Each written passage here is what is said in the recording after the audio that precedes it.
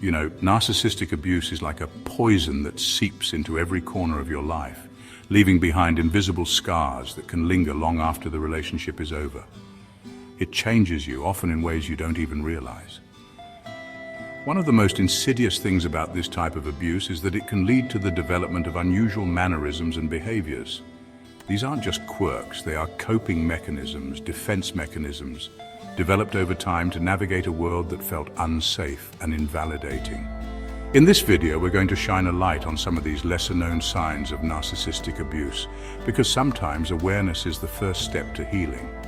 We will delve into the stories behind these mannerisms, exploring the experiences that shape them.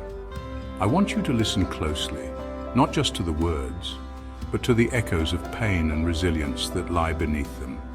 Remember, understanding these behaviors is not about labeling or judging, but about fostering empathy and compassion for those who have suffered in silence for far too long.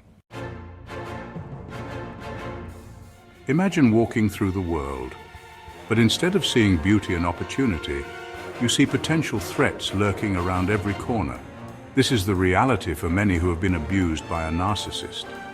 They live in a perpetual state of hypervigilance, their senses on high alert, their minds constantly scanning for danger. Remember, narcissists thrive on control and manipulation.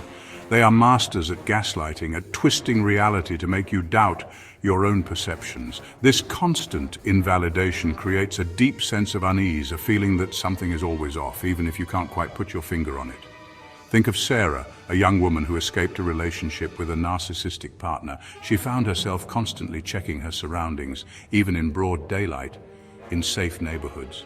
Her eyes darted from person to person, her hand instinctively reaching for her phone, ready to call for help at the slightest hint of trouble.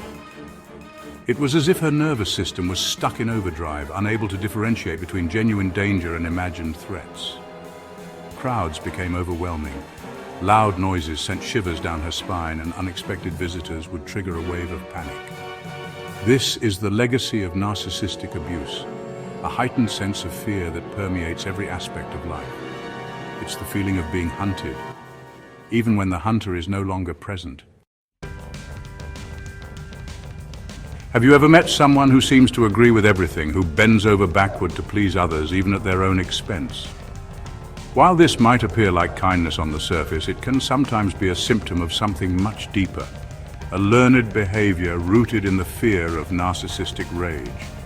Living with a narcissist often means walking on eggshells, always anticipating their next outburst.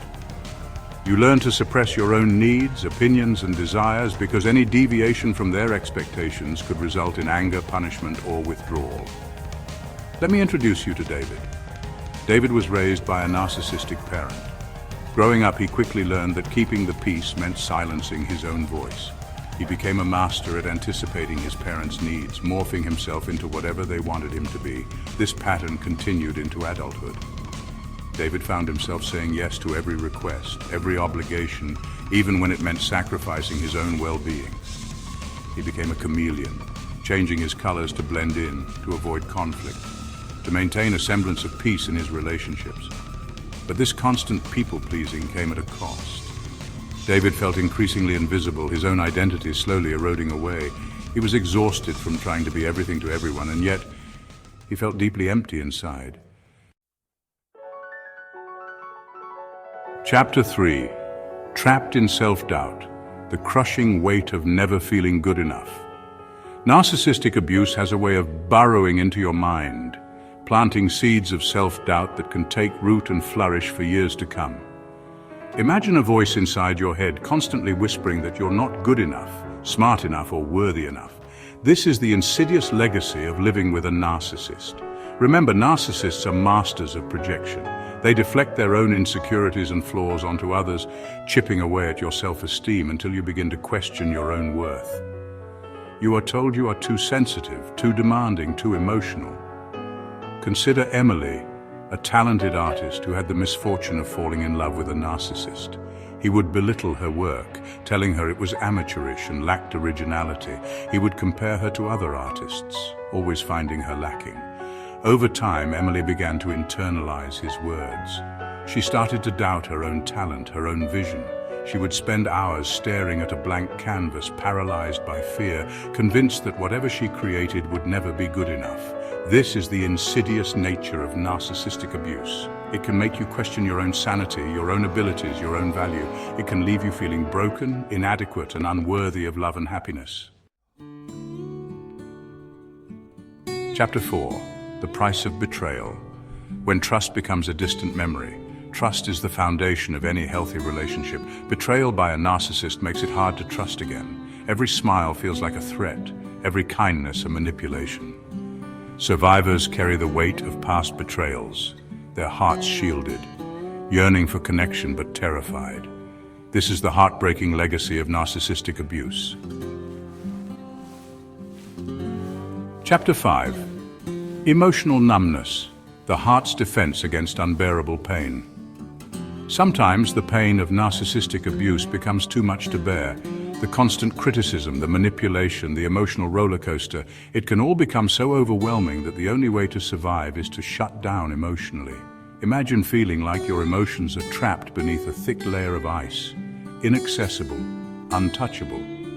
This is the reality of emotional numbness, a coping mechanism that some survivors of narcissistic abuse develop to protect themselves from further pain. Think of Lisa.